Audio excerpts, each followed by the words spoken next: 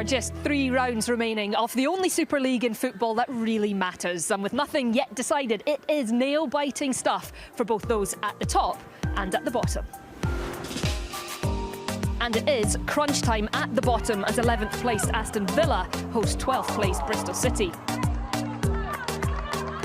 Can Birmingham City take advantage and steer themselves clear of danger when they host Reading? While the race for the final Champions League spot also takes centre stage this weekend, Arsenal in the driving seat. They take on Brighton, with Manchester United hoping to pounce on any slip-ups when they take on a Tottenham Hotspur side struggling for form. And that is where we are today. A gloriously sunny Lee Sports Village. Former Manchester United goalkeeper Siobhan Chamberlain with me, and so much still to play for. The two at the top couldn't be split midweek, so the title's still up for grabs. We've got a Champions League place available and teams trying to avoid the drop at the bottom. It's exciting and it's what we want from the WSL. It is. It's incredibly exciting. I think a few people might disagree with you. Anyone that's supporting those teams at the bottom would love their place in the WSL guaranteed, and they'd take that excitement, that drama away. But for the neutral and for everybody else, it's exactly what we wanted to see in the WSL, and you want there to be challenging at both ends, and in every single game means something at the moment, which is great. Yeah, it certainly doesn't. It means something for Manchester United here today in that race for the Champions League. It has been a bit of an inconsistent spell for Casey Stoney's side, but they have won all 5 previous meetings against today's visitors in all competitions, and they know if they can continue that today, they can ramp up the pressure on their challengers for 3rd place. Manchester United not in the greatest form as they hope to keep in the race for a top 3 finish. It's been a disappointing 6 weeks for us in terms of results. We know we need to be better, and we've prepared well today to make sure we are better.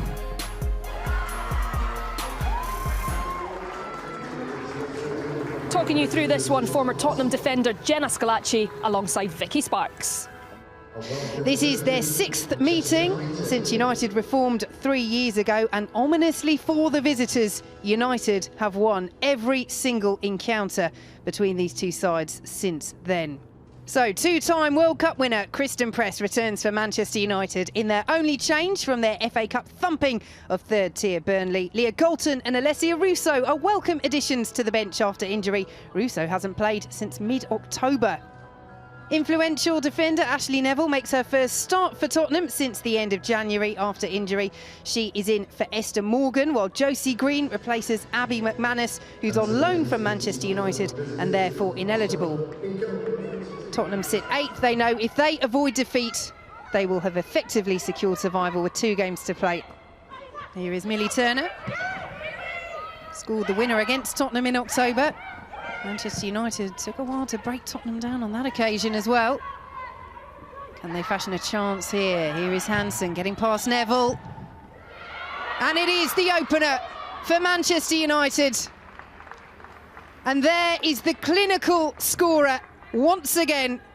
Press started the move, dropping into a pocket to receive the ball. Got a 2v1 on the outward. It's a great drive into the byline and cut back. But Ella Toon is just free there.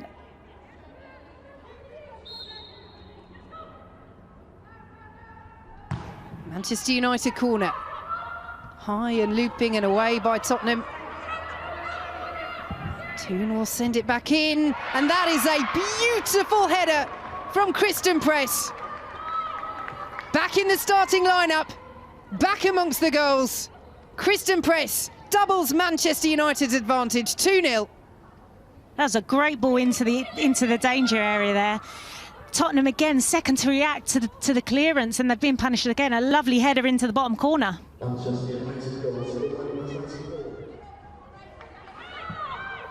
Lovely control by Press. It's just those touches, those moments of class that show you what a good player she is. Smith to Hansen.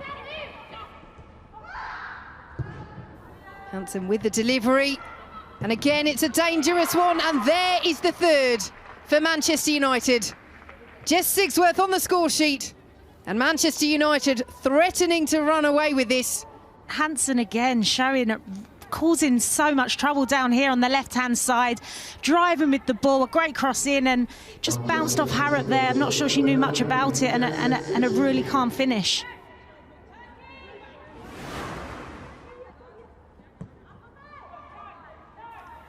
Well, Tottenham will just be desperate to get a spell in possession early on in this second half, because Manchester United have made it so difficult for them. And here is Ella Toone. Graham with the slip. She's gone down, kick Graham as Manchester United continue to stream forward, and that's a penalty. The worst possible start to this half for Tottenham. And Manchester United with a chance to make it 4-0. I think we've seen Christine Press dropping in, and Alana Kennedy's come with Christine Press, but nobody's actually covered her, and that's created the space for the through ball, and as a result, Man United have got the penalty. Here is Toone, 4-0, and Manchester United advantage in that race for the Champions League. Such a composed penalty. They just slotted it into the bottom corner. Becky Spencer just stepped the wrong way. Cool, calm and composed from Toone. Good delivery in by Vaughan. Kennedy is up there. Grennan will bring it away for Manchester United. And she sees the pace of Hansen. Could this be a fifth? It would have been, but for a superb stop from Spencer. Fantastic fingertip save. Hansen is in the pace we've seen all game. Great save from Becky Spencer, and that's where she's at her best. Zadorsky. Lovely leave over on that far side. Morgan in, away by Jane Ross, back there defending for Manchester United. Lovely piece of skill by Rosella Ryan. Well, it's certainly worth a set piece. I think it was worth a little bit more than that. That was a lovely bit of skill from Rosella.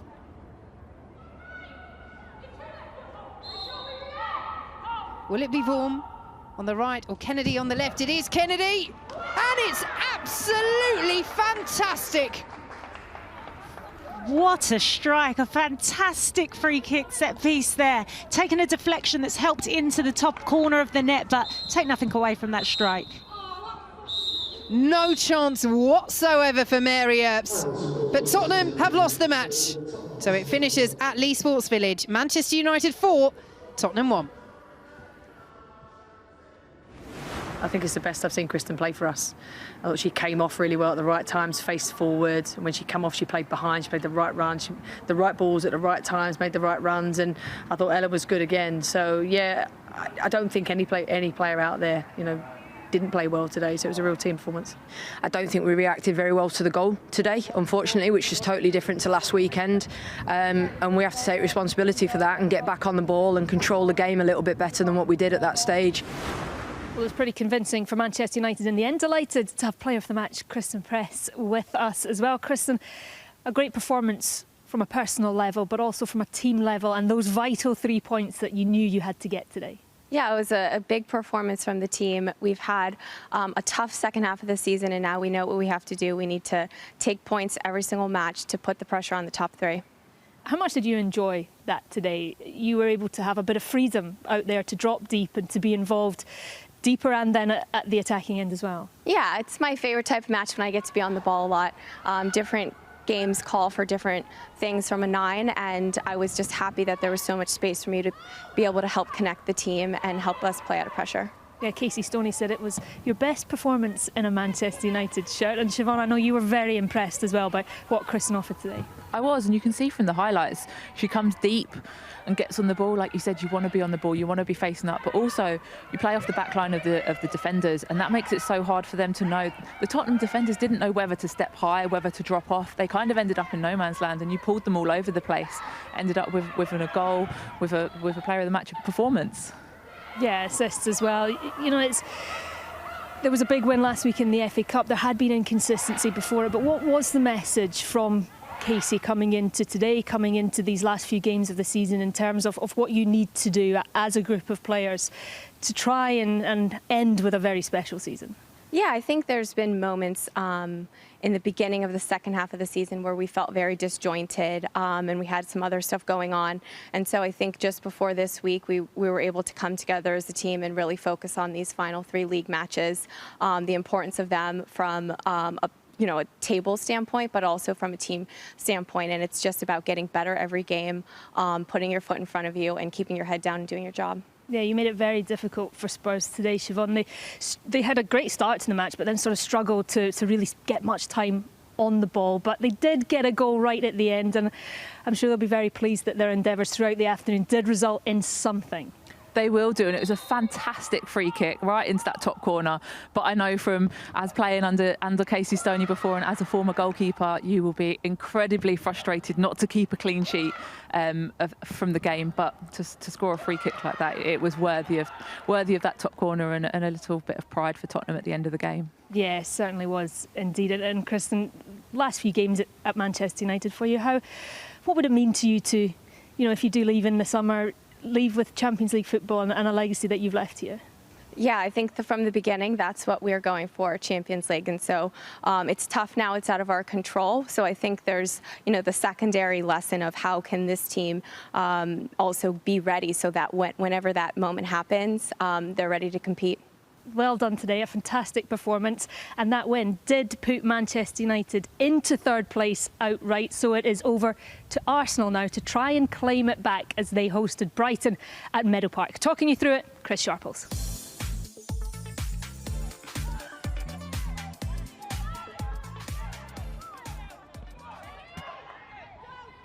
Oh, it's good pressure, and here come Brighton. Whippermoy pickpocketed. Too close to Zinsberger. Kim Little always busy. Had the vision to find Van der Donk. Beth Mead now. And will it fall for Miedemar? No. Well, Arsenal just starting to turn the screw a little tighter now. Arsenal 5 wins in a row in the WSL, 6 in a row in all competitions, and they are looking like their old selves again. Oh, it's squeezed through! And Jordan Nobbs will celebrate Arsenal breakthrough. Well, it's disappointing how it's come about from a Brighton point of view, but Arsenal have been banging on the door.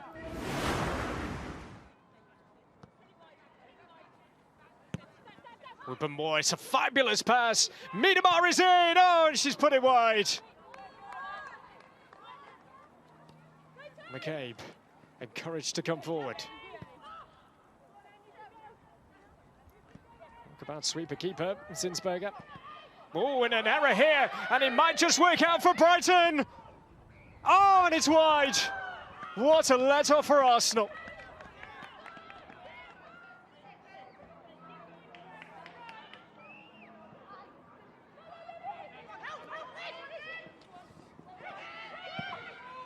Arsenal, on the dangers that they possess, here they come through Miedemar. Now Mead, on quickly for Nobbs! Brutal from Arsenal on the counter. Final score here in Boreham Wood, Arsenal 2, Brighton 0. We know what we have to do. It's in our destiny, and obviously. With the game in hand, Wednesday night's going to be a huge game for us to skip forward, and then the last 2 games will determine the way it goes. But as I said, we're in control, and it's purely up to us.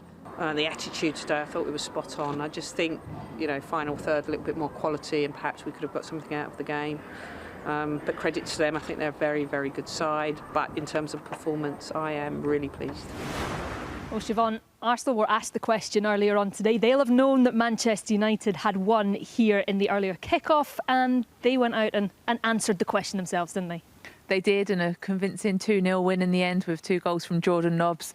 Exactly what you've come to expect from her. She struggled with injuries over the past few years, but yeah, you see her goals. This one, you'd expect the goalkeeper to maybe do a little bit more there. It's a weak goal to concede, but this second goal, standard Jordan Nobbs, running deep from midfield, well picked out by Beth Mead, and an easy finish for her, but she's done the hard work already. We know that Arsenal can score goals, but defensively they are so solid. 7 games in all competitions now without conceding. They are, and I think a lot of credit always goes to the forwards. As a former goalkeeper, I'm going to say it's so important to be able to keep clean sheets. And as you said, 7 in a row is fantastic. And if you can continue to build from that and score goals on top of it, I mean, you've got Jordan Nobbs scoring 2 today, but you've got Miedemar as well that's absolutely on fire. So they're on a good reign of form and a good time to come into it for them. Yeah, they certainly are in a good vein of form, and they have 3 games left. Where does the biggest pressures come? Is it being the team that's being chased, or is it as the chasers themselves? I think Arsenal are under more pressure than Manchester United. They're up there now. They're expected to get that 3rd position. For United, yes, they've got to go out there. They've got to get the points and they've got to win. But people are probably looking at that now, saying Arsenal have got it up there already. It's Arsenal's to throw away. So the pressure for me is all on them. Yeah, well, to a massive game at the other end of the table as the bottom 2 went head-to-head. Aston Villa's biggest WSL win came against Bristol City earlier this season, but with so much at stake, who could come out on top and take a big step towards survival? They call it the business end of the season, and for Villa, there's definitely business to attend to with survival at stake. Bristol City remain winless in the WSL this season on the road, and now bottom of the table have it all to do. Your commentator for this one is Adam Inker. Plenty of defending to do in the opening moments of this matchup. That's a good scrap by Molly Pike to win the ball. Now the Dane, Stina Larsson. Does well here to drive forward. Nice centre-forward play. Ball lifted to the back of the box. Hales there, draws a top save from Sophie Bagley, but it creeps in. It's an own goal, and having started the stronger of the 2 sides, Bristol City concedes. An unfortunate own goal. Now a chance for Ebony Salmon to run. She'll run at Ndal in the central area, curling shot towards the top corner, where you can see what she was trying there. Work to do here for Sargent, who heads away only as far as Larsson. Larsson with some lovely skill and a driving run, a forceful run into the area. It's another Aston Villa corner. Iwabuchi back towards Anita Asante, and now Ndal. Deep ball, a couple of Villa players at the back post there, and it's a chance for a big header and a big goal. A vital finish, and what a move and what a header. It's Natalie Haig who gets there for a precious 2nd goal for Aston Villa.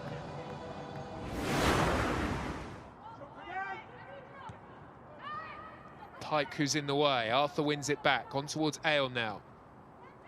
Hales, Iwabuchi.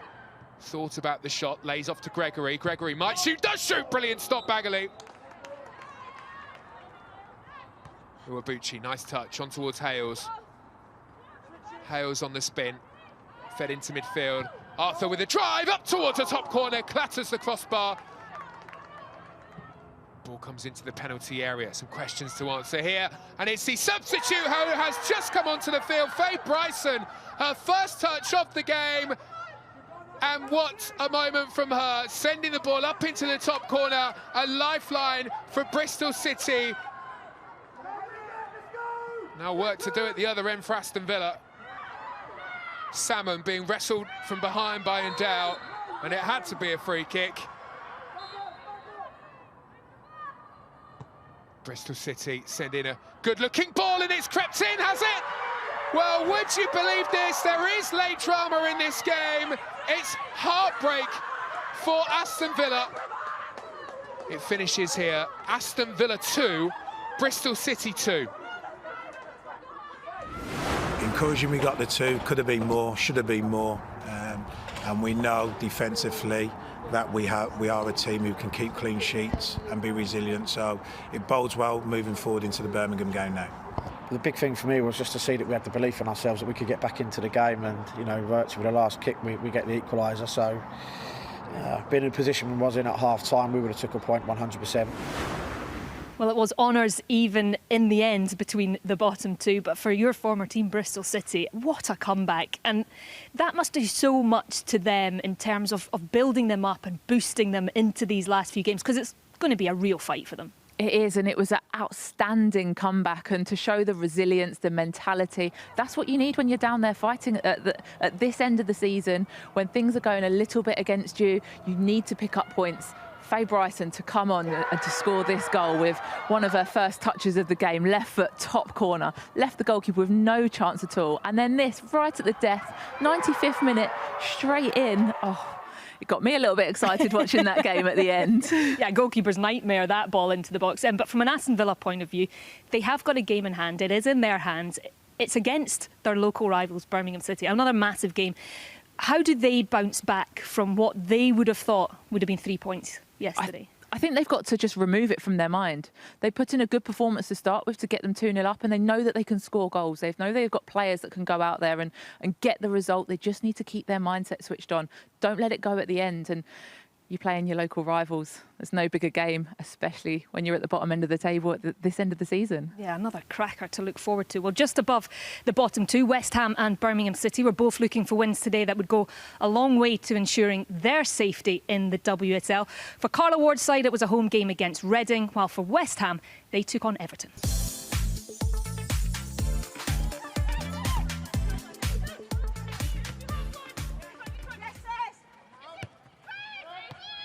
Oh, given away by Christiansen. Straight to Thomas, who's away from Savecki. Martha Thomas just wide.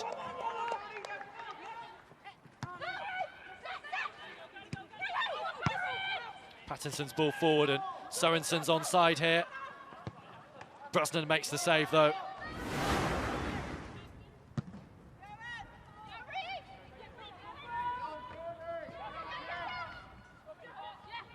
Thomas onto Brynjar's dot here. Real good chance this for West Ham. It's Kenza Darley. Couldn't keep her shot down. Darley again. Flicks onto the bar. McGill. Onto Sorensen. Emsley inside of the Danish winger. Utilises Ingrid Vold, who's got forward. Oh, lovely play from Sorensen. Away from Sissoko, but Brosnan equal to the effort. Four-player West Ham wall. Emsley lets it run for Christiansen. Low drive deflected just wide.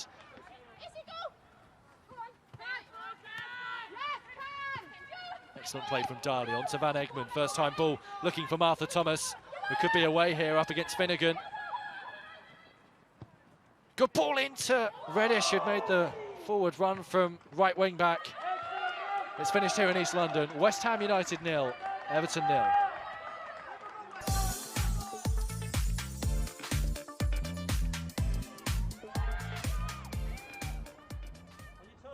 They would dearly love an early one here. They've got 3 or 4 right inside the 6-yard box. It's hooked off the line. Oh, Ruby Mace, it's gone in. Ruby Mace gives Birmingham a vital goal in their quest for WSL survival. Birmingham City lead by 1-0. Cooper will face her former club on the final day of the WSL season in Chelsea, who could well be going for the full house in terms of trophies. But here is Rowe instead. It's a good save by Hampton. Well struck that by Rachel Rowe. Again, Woodhams looked forward, well, looked for the ball, but Bartrop couldn't find it. Walker giving chase to that one. No flag as yet. Walker goes for goal. Maloney palms it over the crossbar. Mailing gets it back. Walker. Still Birmingham continue. This is Sarah Mailing. Little John off the line and gathered by Maloney. This is going to be going one place and one place only, and that is right into the danger zone where Cooper arrives, and it might come to Rachel Rowe. Rachel Rowe equalises for Reading. Well, Birmingham couldn't clear the mess inside their own 6-yard box. It came as far as Rachel Rowe, who slammed it into the bottom corner. 3 on the goalkeeper. Mailing swings it in. Maloney gets a palm on it towards Lucy Whip. Little John and Walker were in there. It comes as far as Murray. It comes off the crossbar. Out comes the goalkeeper. Headed up in the air by Harriet Scott. Here's Rowe. Chaplin. Carter! Saved by Hampton. What an opportunity to win it for Danielle Carter. Birmingham City 1, Reading 1. It's a good point. I think ultimately, yeah, we want to win the game, but we knew that this wasn't one that we absolutely had to get 3 points from. So we probably need another point, barring Bristol beating Man United. So, yeah, I'm not going to lie, I'm happy with that. It is so tight at the bottom of the Barclays WSL table. Villa just out of the relegation spot thanks to goal difference, but that game in hand could be crucial. Birmingham and West Ham aren't out of it either after both drew today. The race for third is also as it was at the start of the day. Arsenal in pole position with superior goal difference and a game in hand, while it is Chelsea who still lead the way in the race for the title. So it was all draws for the bottom four in the end, Siobhan, but for the likes of Birmingham City and West Ham, is that enough? Is it just a case of do not lose between now and the end of the season? I think that's probably the biggest thing for them is you can't afford to drop lots of points. Getting those 1 points on the board is so important at this stage of the season, especially when there's so many head-to-heads. And for the opposition, for the teams they're up against, the fact that they haven't won as well keeps it so tight and so exciting at that bottom part of the table. It really is so exciting. Massive games to come for all four there, but a massive game as well for the league leaders, Chelsea. They were in Champions League semi-final action today against Bayern Munich away from home. It finished 2-1 to the Germans, but Siobhan, how do you reflect on that result with that vital away goal as well? I think the away goal is the positive they've got to take from it. They'll be frustrated that they didn't win the game or they didn't draw it. It's always disappointing when you lose, but you've got an away goal. They come back and play at home. They win 1-0. They're into a final of a Champions League, and that's exactly their target. So it's well within reach and something they'll be really looking forward to next weekend. A really exciting game it was as well. In the other semi-final, PSG against Barcelona finished 1 apiece. A long way to go, but if you are Chelsea and you do get through to that final, who might you want to play there? I would like to see a Chelsea-Barcelona final. I think having an English team and a Spanish team in the final would be great because French teams and German teams have monopolised the Women's Champions League for so long. It'd be great to have someone different winning it. Great answer. And best of luck as well, of course, to Emma Hayes and her Chelsea side in the second leg. Siobhan, thank you very much for joining me. It's been another enthralling weekend and we might be coming to the end of this WSL season, but it is still very much alive and kicking. All still to play for and the pressure is about to be ramped up again. See you next week. It's heartbreak for Aston Villa. Knobs! Brutal from Arsenal. And that is a beautiful header. And again, it's a dangerous one. And there is the third.